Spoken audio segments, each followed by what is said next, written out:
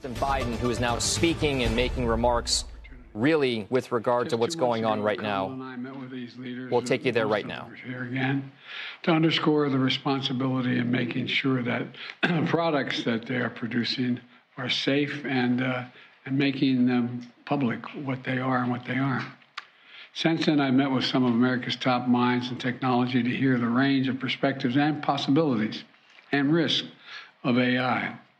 Kamala can't be here because she's traveling to Florida, but she's met with civil society leaders to hear their concerns about the impacts on society and ways to protect the rights of Americans. Over the past year, my administration has taken action to guide responsible innovation. Last October, we introduced the first of its kind AI Bill of Rights. In February, I signed an executive order to direct agencies to protect the public from algorithms that discriminate. In May, we unveiled a new strategy to establish 7 new AI research institutes to help drive breakthroughs in responsible AI intervention. And today, I'm pleased to announce that these 7 companies have agreed to voluntary commitments for responsible innovation. These commitments, which the companies will implement immediately, underscore 3 fundamental principles: safety, security, and trust. First, the companies have an obligation to make sure their technology is safe before releasing it to the public. That means testing the capabilities of their systems, assessing their potential risk, and making the results of these assessments public.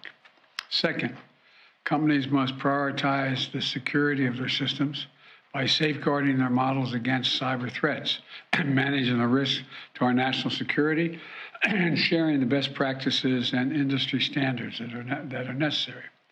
Third, the companies have a duty to earn the people's trust and empower users to make informed decisions labeling content that has been altered or AI generated, rooting out bias and discrimination, strengthening privacy protections, and shielding children from harm.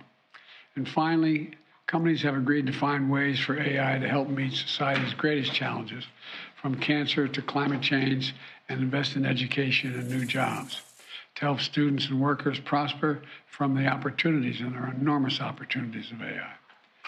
These commitments are real and they're concrete. They're going to help industry fulfill its fundamental obligation to Americans to develop safe, secure, and trustworthy technologies that benefit society and uphold our values and our shared values. Let me close with this.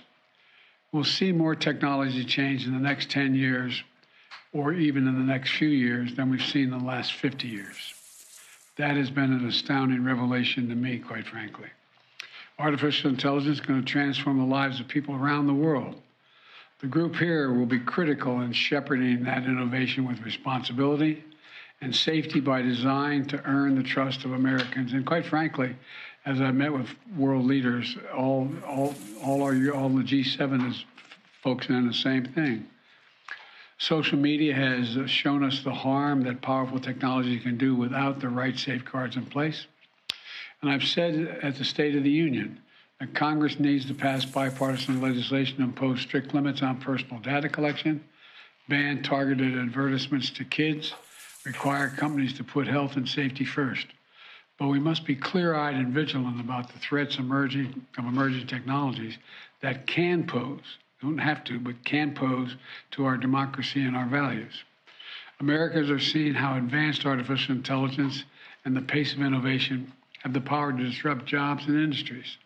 These commitments are a promising step, but we have a lot more work to do together.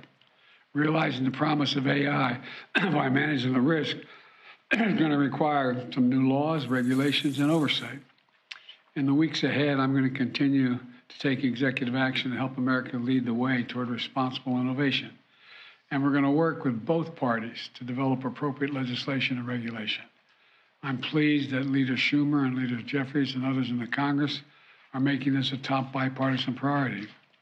As we advance the agenda here at home, we'll lead work with our allies and partners on a common international framework to govern the development of AI.